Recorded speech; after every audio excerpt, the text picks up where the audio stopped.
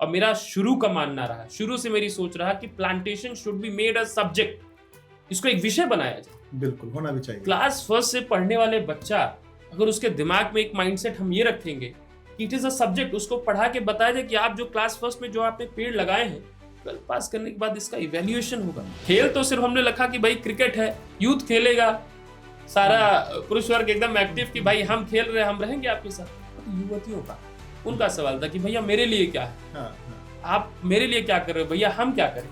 तो मुझे लगा कि नहीं, इनको भी एक मंच की जरूरत है, इनको उस स्तर पे दिया जाए, चाहे खेल के क्षेत्र में, शिक्षा के जिस भी क्षेत्र में, क्या ऐसी और चीजें हैं जो आपको दी जाए तो शायद आप भविष्य में अच्छा कर सकते हैं। तो मुझे लगता है कि वो एक दिशा देने की जरूरत है युवाओं की, जो गांव से निकल के, ग्रामीण क्षेत्रों से निकल के और अच्छा करेंगे, और वापस उन्हें प्रेरणा देनी चाहिए कि अपने घरों में वापस अपने उसी परिवेश में जाएं और अपने जैसे और 10-50 युवाओं को एकत्रित करें और उनको वही मंच देने का कार्य। दो टीटी आते हैं मेरे पास, पूछते हैं कि भाई टिकट दिखाइए आप, और उन्होंने अनावश्यक तौर पे मतलब मुझे गलत बोला कि नहीं, आप फर्जी दूसरे के टिकट पे यात्रा कर रहे हैं, आप गलत हैं, आप 420 का, मतलब मैंने अपने आप में, मैं एक विधिक का छात्र था उस समय, एज ए स्टूडेंट था, और मुझे 4 लोग एकत्रित होके वहां पे और धमकाना शुरू किया और कहे और कि लाओ पैसे दो, कुछ मैनेज करो। ऑफिसर्स भी मेरे पास है, करीब 2-2.5 लाख रुपए का प्रस्ताव रखा। हम सबकी जिम्मेदारी, चाहे युवा हो, छात्र हो, किसी क्षेत्र में, उसको लड़ाई लड़नी चाहिए। मैं कहता हूं अंतिम तक लड़नी चाहिए।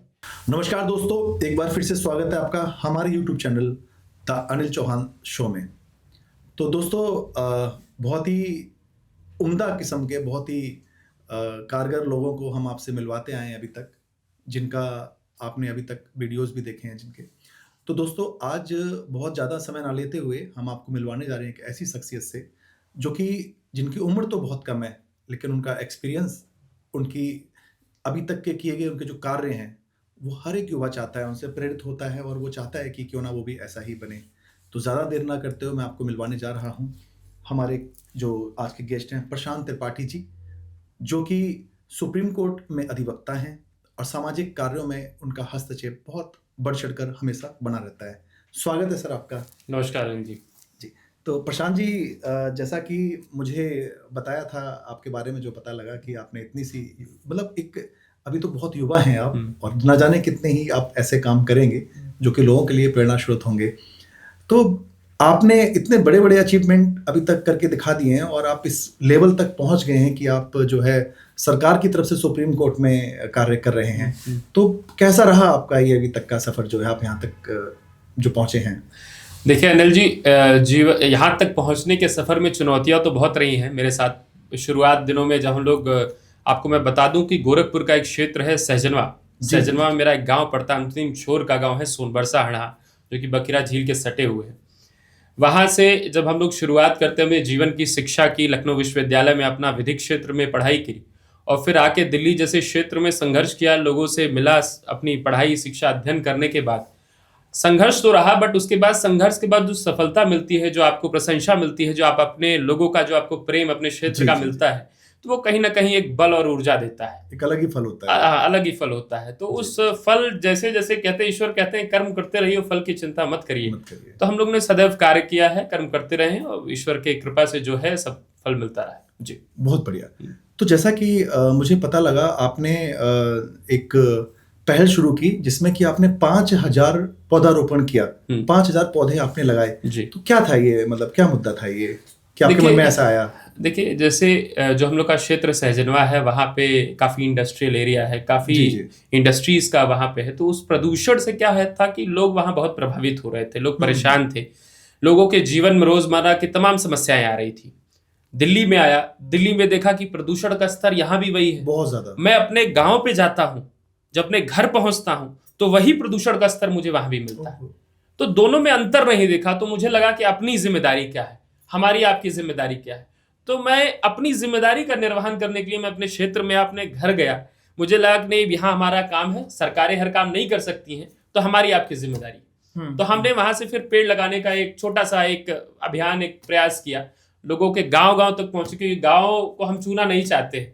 जब आप एक श्रृंखला पे हैं तो वापस पलट के गांव नहीं जाना चाहते।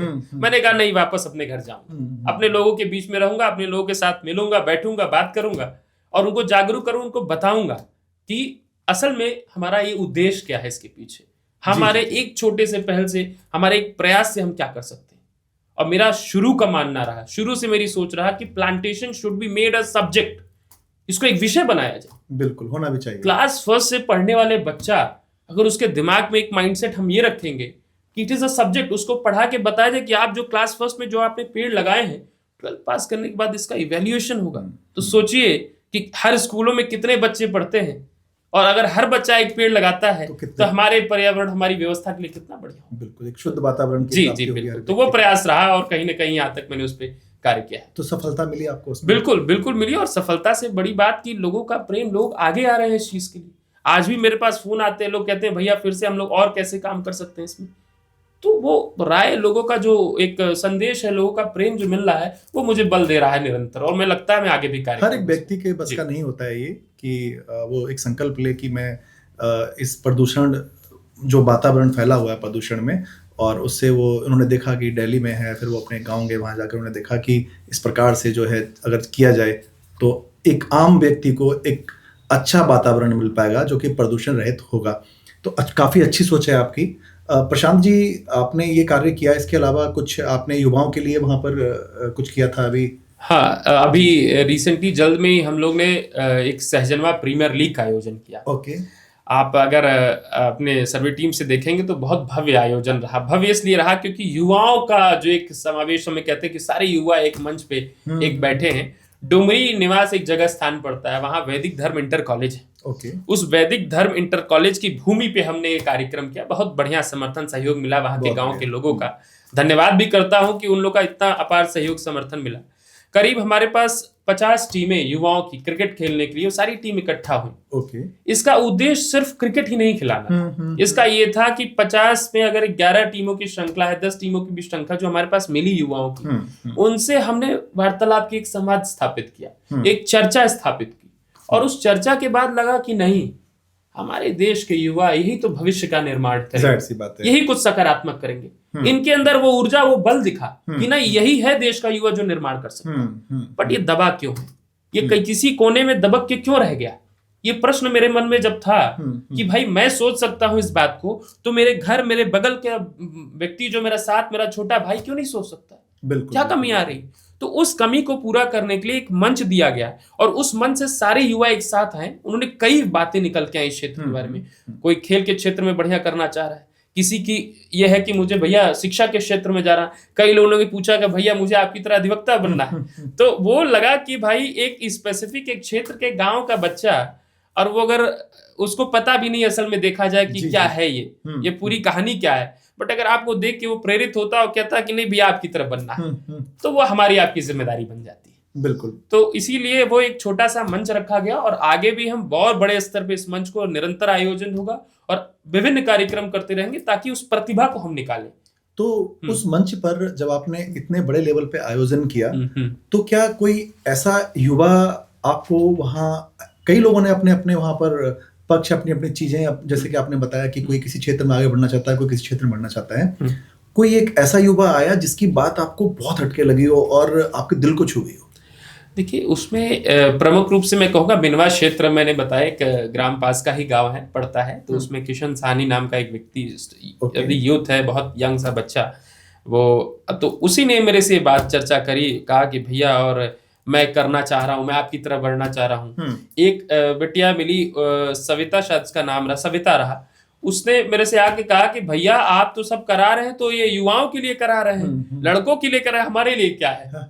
उसका एक प्रश्न था कि हमारे लिए क्या है। तो उसके लिए हम लोग ने एक बैठ के चर्चा करी उसी, और हम लोग का एक प्रयास है कि आने वाले दिनों में कि मतलब खासकर युवतियों के लिए जो है एक निःशुल्क लाइब्रेरी की स्थापना हम लोग कर रहे हैं। जल्दी इसको 2 से 3 महीने के अंदर इसका क्रियान्वयन शुरू हो जाएगा। तो वो प्रयास कहीं ना कहीं, तो ऐसे 2-4 लोग मिलते रहो, नई नई चीजें निकल के आ रही हैं। क्योंकि वो खेल तो सिर्फ हमने रखा कि भाई क्रिकेट है, यूथ खेलेगा, सारा पुरुष वर्ग एकदम एक्टिव कि भाई हम खेल रहे हैं, हम रहेंगे आपके साथ। बट युवतियों का क्या? उनका सवाल था कि भैया मेरे लिए क्या है, आप मेरे लिए क्या कर रहे हो, भैया हम क्या करें? तो मुझे लगा कि नहीं, इनको भी एक मंच की जरूरत है, इनको उस स्तर पे दिया जाए, चाहे खेल के क्षेत्र में, शिक्षा के जिस भी क्षेत्र में, उस खेल से हम एक शिक्षा के क्षेत्र में एक नया कार्य कर रहे हैं। लाइब्रेरी हम निःशुल्क स्थापित करेंगे वहां पे, उसका संचालन। बहुत ही अच्छा कार्य होगा। प्रशांत जी, आप क्योंकि गोरखपुर के सैजनवा क्षेत्र से हैं और वहाँ के एक छोटे से गांव से लेकर के आप पूरे गोरखपुर में अच्छे से आप अपना कार्य ये सब देखते होंगे और सामाजिक कार्य में आप बढ़ चढ़ के हमेशा आगे रहते ही हैं। तो आपने उस क्षेत्र को देखा है और आपने ये मेट्रो सिटीज दिल्ली को भी देखा है, तो आपको दोनों में कुछ अंतर दिखा? देखिए, अंतर क्या विशेष कहूं कि ये मैं मानता हूं कि जो ग्रामीण परिवेश का, जो गांव क्षेत्र का जो युवा है, उसके अंदर ऊर्जा एक अलग ही स्तर पे ऊर्जा है, बहुत ही जो झाड़ू, बहुत ही संघर्षशील। आप देखेंगे कि शहर का बच्चा जो गांव से निकल के आया और जो शहरों में आज स्थापित है, उसको अपने खेत खलियान की जानकारी है, उसको पता है कि मेरा किस फल किस वर्षा में क्या करना है, क्या कैसे नहीं करना है। उसके अंदर एक कहते हैं कि चीजों को जूझने की, लड़ने की एक अलग ही कला है। तो वो कला कहीं ना कहीं ग्रामीण परिवेश, इस क्षेत्र का बच्चा है, वो उसको अगर वो मंच दिया जाए, वो स्थिति बनाई जाए उसकी उस योग्य की कि भाई आपके आगे भविष्य में अपॉर्चुनिटीज क्या है, क्या ऐसी और चीजें हैं जो आपको दी जाए तो शायद आप भविष्य में अच्छा कर सकते हैं। तो मुझे लगता है कि वो एक दिशा देने की जरूरत है युवाओं की, जो गांव से निकल के, ग्रामीण क्षेत्रों से निकल के और अच्छा करेंगे, और वापस उन्हें प्रेरणा देनी चाहिए कि अपने घरों में वापस अपने उसी परिवेश में जाएं और अपने जैसे और 10-50 युवाओं को एकत्रित करें और उनको वही मंच देने का कार्य करें। जी, बहुत बढ़िया। प्रशांत जी, जब आपने अपना करियर स्टार्ट किया था, तो जैसा कि हमें पता लगा आपके साथ एक रेलवे प्रकरण हुआ था, थोड़ा प्रकाश डालेंगे आप उस पे? देखिए, आपको बताऊं, मैं विधि का छात्र था, लखनऊ विश्वविद्यालय में पढ़ रहा था, और मैं एक किसी काम से जो है लखनऊ से मैं दिल्ली आ रहा था। ट्रेन के माध्यम से मैं यात्रा कर रहा था, तो टिकट लेने के लिए मैंने एक रिक्वेजिशन फॉर्म भरा, उस पर अपना नाम भरा प्रशांत त्रिपाठी करके, और उसमें त्रुटिवश जो भी रहे कि उन्होंने दीपक त्रिपाठी लिख दिया, जो काउंटर टिकट पे उन्होंने बनाया। उसके बाद फिर रात्रि में करीब 2-2:30 बजे दो टीटी आते हैं मेरे पास, पूछते हैं कि भाई टिकट दिखाइए आप, और उन्होंने अनावश्यक तौर पे मतलब मुझे गलत बोला कि नहीं, आप फर्जी दूसरे के टिकट पे यात्रा कर रहे हैं, आप गलत हैं, आप 420 का, मतलब मैंने अपने आप में, मैं एक विधि का छात्र था उस समय, एज ए स्टूडेंट था, और मुझे 4 लोग एकत्रित होके वहां पे और धमकाना शुरू किया और कहे और कि लाओ पैसे दो, कुछ मैनेज करो। उनका ये था कि कुछ पैसे दीजिए और मामले को रफा दफा करिए। मेरा ये था कि भाई सिर्फ पैसे मैं क्यों दूं, आप टिकट वहां बनाते हो, संख्या एकत्रित यहाँ करते हो, you people have created as a nexus, आपने नेक्सस बना दिया। सिर्फ अकेला प्रशांत त्रिपाठी उस ट्रेन में नहीं यात्रा कर रहा है, हर रोज हजारों की संख्या में लोग यात्रा कर रहे हैं। तो मुझे लगा कि नहीं, इसकी लड़ाई लड़नी होगी। मैंने कहा कि नहीं भाई, आप इसका चालान दीजिए, मुझे जो पैसे हो आप पैसे लीजिए, प्रॉपर रिसिप्ट दीजिए। वो रिसिप्ट लिया मैंने जीएम और डीआरएम को नोटिस करा, इसके खिलाफ मैंने कंप्लेंट की, और कंज्यूमर कंप्लेंट, मुझे लग रहा है 2000 रुपए का करीबन चलान था इसके। इनके ऑफिसर्स भी मेरे पास है, करीब 2-2.5 लाख रुपए का प्रस्ताव रखा। अच्छा, क्या आपको इन्होंने अनऑफिशियली पैसा ऑफर किया? मेरे पास आके जब मैं वापस लखनऊ आता हूँ तो मेरे पास बैठ के इन्होंने ऑफर किया कि लीजिए और इसको सर मैनेज करिए आप, और मुझसे क्या करना। ये बात पैसे की नहीं, ये बात प्रतिष्ठा सम्मान की, और हजारों लोगों, सैकड़ों लोगों की जो आए दिन रेलवे में यात्रा करते हैं और उनसे प्रताड़ित तो पीड़ित होते हैं। न जाने कितने लोगों के साथ ये घटना घटती होगी, हजारों, कहते रहो अन्य संख्या में। मतलब ये नेक्सस आप देखिए कि वहां से एक व्यक्ति टिकट को गलत एंट्री कर रहा है, आपकी कोई गलती नहीं, you are the ticket holder, you have all the rights with you, और 2 लोग एंट्री लेते हैं उसी कोच में और आपसे जबरदस्ती करते हैं, नहीं पैसे तो उन पे बाहर करूंगा। बहुत ही शर्मनाक हरकत और है। मतलब एक मतलब लीगल व्यू में मैं कहूं, ये impose 2 charges on me, transfer of ticket and without ticket. मतलब ये अपने आप में व्यंग्यात्मक कि भाई आप कैसे ये कर सकते हो। तो उसकी लड़ाई जो है मुझे लगा कि लड़नी पड़ेगी, और लड़ा मैंने। उसमें रेलवे हारी और रेलवे को मैंने हराया, और रेलवे के ऊपर ऑफिशियली कोर्ट ने कॉस्ट लगाया 10 टाइम्स 20 टाइम्स, जो हमारा अमाउंट था उसका 20 टाइम्स पेनल्टी रेलवे के ऊपर इंपोज हुई।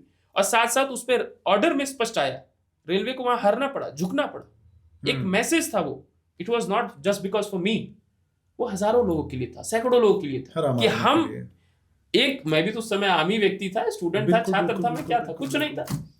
उनको लगा कि एक बच्चा है, इसको परेशान करके पैसे हड़प लेते हैं। तो भ्रष्टाचार की जो नींव जहां से शुरू होती है, ये हम सबकी जिम्मेदारी है, चाहे युवा हो, छात्र हो, किसी क्षेत्र में हो, उसको लड़ाई लड़नी चाहिए। मैं कहता हूं अंतिम तक लड़नी चाहिए।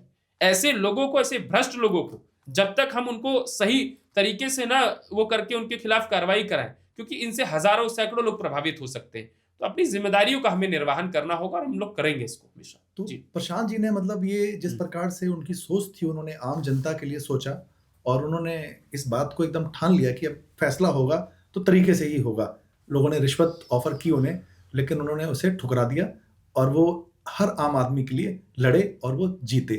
प्रशांत जी, हो सकता था कि उसी समय जिस समय आपको दीपक बना दिया गया और किसी दीपक को प्रशांत बना दिया गया होगा, तो हो सकता है बेचारा उसने पैसे भी दे दिए होंगे उनको, क्योंकि मतलब ऑब्वियस सी बात है, टिकट बदल दी उन्होंने, बदल जो भी दिया। किया। और ऐसे मैं कहता हूँ सिर्फ एक पे ही क्यों, उस ट्रेन में जितने लोग यात्रा कर रहे थे, न जाने कितनों के साथ ये होता न है, जाने कितनों के साथ हर दिन होता है, कितने लोगों को डरवाया जाता है, परेशान किया जाता है। लेकिन आपने सही सबक सिखाया हाँ, लोगों को। और सबसे बड़ी बात आप देखिए कि आप जब किसी प्रोफेशन में हो, किसी एक व्यवस्था से जुड़े हो, तो आपको पहली बात तो हम्बल होना पड़ेगा। बिल्कुल बिल्कुल, सबसे बड़ी, आप आज का समय क्या है, आज का परिवेश क्या है कि उम्र का कोई व्यक्ति, उसके प्रति कोई सम्मान नहीं है। कोई भी आ रहा है, ऊंची आवाज में बात कर रहा है, डांट डपट दे रहा है। आप सरकार के किसी व्यवस्था एक तंत्र में बैठे हैं, आप जाइए थानों में जाइए, स्थिति क्या है। एक पीड़ित जाता है तो एक एसएचओ ये कहता है कि चलो बाहर निकलो। Who the hell is SHO to direct him that you should move out of the station? कौन हुआ? गंदे शब्दों में भी गलत गालियां तक देके बात करते हैं। महिलाओं से भद्रता से आप बात करते हैं। बहुत ज्यादा। आप पुलिस व्यवस्था में रह के, इतने बड़े तंत्र में रह के आप इस तरह अशोभनीय बातें, ऐसी बातें करेंगे, जबकि आपको हमने ही, आपका घर हम ही चला रहे हैं। बिल्कुल, आपकी तनख्वाह हम ही दे रहे हैं। After all at the stage कि आपको जनता के हितकारियों के लिए आपको रखा गया, बिठाया तो इसीलिए बैठाया गया। तो आप अब उसने इस सीमा को लांघ कर, आपको इसलिए नहीं किसी व्यवस्था में रखा गया कि आप उसका दुरुपयोग करें। ये व्यवस्था में दुरुपयोग करने के लिए आपको नहीं रखा। मैं तो कह रहा हूँ कि अगर आपकी जैसी सोच के 10-20 व्यक्ति भी अगर ये कार्य करने लगे तो बहुत ज्यादा समाज में प्रभाव पड़ेगा। प्रशांत जी, एक आपका जो शोध चल रहा है, क्या उसके बारे में आप बताना चाहेंगे हमारे दर्शकों को? हाँ, देखिए, आपको काफी जानकारी है वैसे जो है इस विषय में, मैं बता रहा हूँ।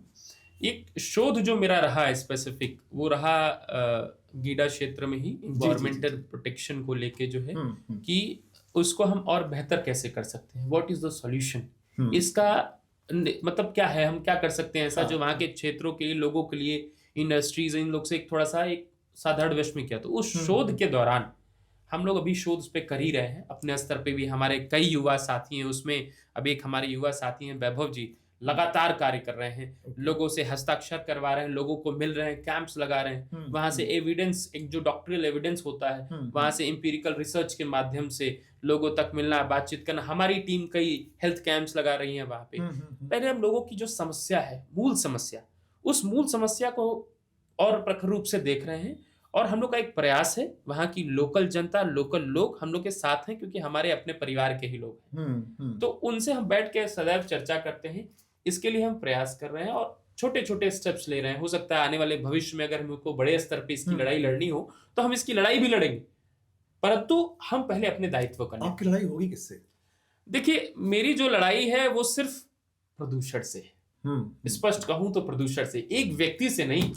कोई एक सरकार को आप चुनौती दे रहे हैं, किसी एक व्यक्ति विशेष को चुनौती दे रहे हैं, किसी एक इंडस्ट्री संस्था को चुनौती दे रहे हैं, हमारा ये उद्देश्य नहीं। लेकिन जब वो इंडस्ट्री और जहां से ये समस्या उत्पन्न हो रही है वो गवर्नमेंट ने ही लगाई है और वहां पर लोगों को उनका जीवनचर्या वहीं से हो रहा है सब कुछ, तो क्या वो आपको लगता नहीं है कि इम्पैक्ट पड़ेगा उससे? देखिए, यही कह रहा हूँ, यही शोध का विषय है जो आप कह रहे हैं, यही शोध का विषय है। और हम इसी पे हम शोध कर रहे हैं। हाँ, इसी पे कर रहे हैं कि कैसे अब इस व्यवस्था को कैसे हम पैरेलली बैलेंस कर सके। किसी चीज का स्थापना, उसको एकाएक समाप्त कर देना सॉल्यूशन नहीं हो सकता, सॉल्यूशन नहीं है। तो और वो प्रैक्टिकल भी नहीं। बिल्कुल, वास्तविक तौर पे उस प्रैक्टिकलिटी को लेते लेते करीब हमें 10 साल लग जाएंगे और परिणाम क्या होगा कि सैकड़ों की संख्या में युवाओं की, बच्चों की, सबकी मृत्यु हो जाएगी। जवाब कौन देगा उसका? जवाब कौन देगा? तो हम 10 साल के लिए नहीं वेट कर सकते, हम रुक ही नहीं सकते। और बहुत पहले ऐसा कई जगह हो चुका है। तो बेहतर एयर प्यूरिफायर्स की, जैसे हम यहाँ सॉल्यूशन की ओर बढ़ रहे हैं, एयर प्यूरिफायर्स की जरूरत, कुछ और इन्फ्लुएंस जो निकल रहे हैं, जो राखें निकल रही इन इंडस्ट्री से, इनको हम लेकर थोड़ा सा एक लोगों के मन में कि भाई मास्क लगाना है, ठीक है, उसके बाद हम ऐसे और कैसे बेहतर तरीके से इन चीजों को हम और बेहतर बना सकते हैं, उस पे काम करना है। भगवान से हम भी ये कामना करेंगे कि आपका शोध बहुत अच्छे लेवल पे जाए। और प्रशांत जी, आपकी नजर में युवा को लेकर आप क्या सोचते हैं कि राजनीति में उनका क्या दायित्व हो सकता है या उनको आगे आना चाहिए? देखिए, किसी भी राष्ट्र का निर्माण सिर्फ और सिर्फ जो प्रमुख भूमिका है वो युवा करेगा। बिल्कुल, कोई और नहीं कर सकता है। एकदम सही। हमारे वरिष्ठ लोग हैं, वरिष्ठ लोगों का कार्य है हमें मार्गदर्शन देना, और जो युवा है वो युवा ही देश का निर्माण करेगा। और रही बात राजनीति की, आप देखेंगे विश्वविद्यालयों में छात्र संघ समाप्त है, इस समय विलुप्त है।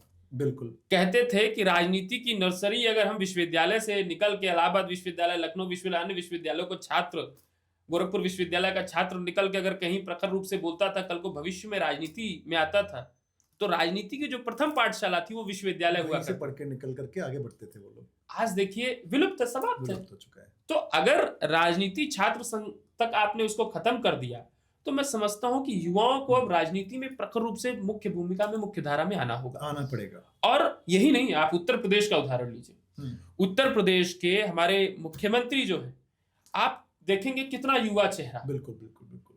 इतने कम उम्र में सांसद, इतने कम उम्र में इतनी बड़ी जिम्मेदारी, मुख्यमंत्री उत्तर प्रदेश, और आप देखेंगे बखूबी उसका दायित्व का, अपनी जिम्मेदारियों का निर्वहन कर रहे हैं एकदम। तो हमारे लिए प्रेरणा है, वो हमारे लिए प्रेरणा बन रहे हैं, और इसी प्रेरणा के साथ वो हजारों सैकड़ों युवाओं के लिए प्रेरणा बन रहे हैं। तो इस प्रेरणा को मैं समझता हूं कि हम लोग के अंदर एक ऊर्जा लाने के लिए खासकर युवाओं को आगे होना होगा, अपने क्षेत्र स्तर पे, अपने जिला स्तर पे, अपने विधानसभा स्तर पे, अपनी लोकसभा स्तर पर ये युवा आगे आए, प्रखर रूप से राजनीति में कदम से कदम मिलाकर चले। और अब वो राजनीति, वो व्यवस्था नहीं रहेगी कि घरों में बैठ के नहीं अब तो मैं शिक्षित हूं, मैं पढ़ाई में ध्यान देता हूं, मुझे नौकरी करनी है, बस यहीं तक सीमित है। नहीं, मैं चाहता हूं शिक्षित, शिक्षा क्षेत्र का भी व्यक्ति, युवा आगे आए, और उसको ये बताना होगा कि इसकी महत्वता कितनी है। सिर्फ रोजगार की तरफ पैसे कमा लेना, जीवन यापन ऐसे साधारण तौर पे करना, ये इसका कोई भी सॉल्यूशन नहीं है। तो सॉल्यूशन यह है कि युवाओं को राजनीति में आना चाहिए, और सरकारों को भी मेरा आग्रह भी आपके माध्यम से कि सरकार भी इसमें प्रखर रूप से प्रमुख भूमिका निभाए। आप देखेंगे अभी बीजेपी के राष्ट्रीय अध्यक्ष बने, सबसे कम उम्र के राष्ट्रीय अध्यक्ष, इतना युवा चेहरा, मुख्यमंत्री युवा चेहरा। बिल्कुल। तो क्यों नहीं उस गांव का बच्चा युवा चेहरा हो, क्यों ना आपका विधायक युवा हो, क्यों ना आपका सांसद युवा हो।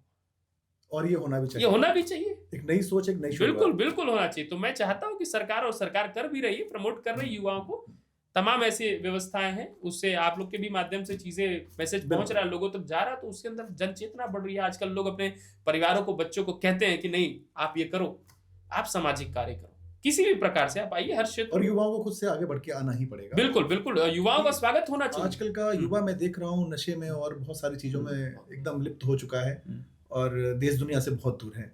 तो हर एक व्यक्ति की सोच अगर आपकी जैसी हो जाए तो मुझे लगता है कि बहुत फर्क पड़ेगा। खैर, प्रशांत जी के साथ हमारे सवाल जवाब का दौर जारी रहेगा आगे भी कुछ एपिसोड्स में। तब तक के लिए नमस्कार प्रशांत जी, बहुत बहुत शुक्रिया आपके हमारे चैनल पर आने के लिए। बहुत बहुत धन्यवाद, और आगे भी जल्दी मिलते हैं। बिल्कुल, नमस्कार। नमस्कार।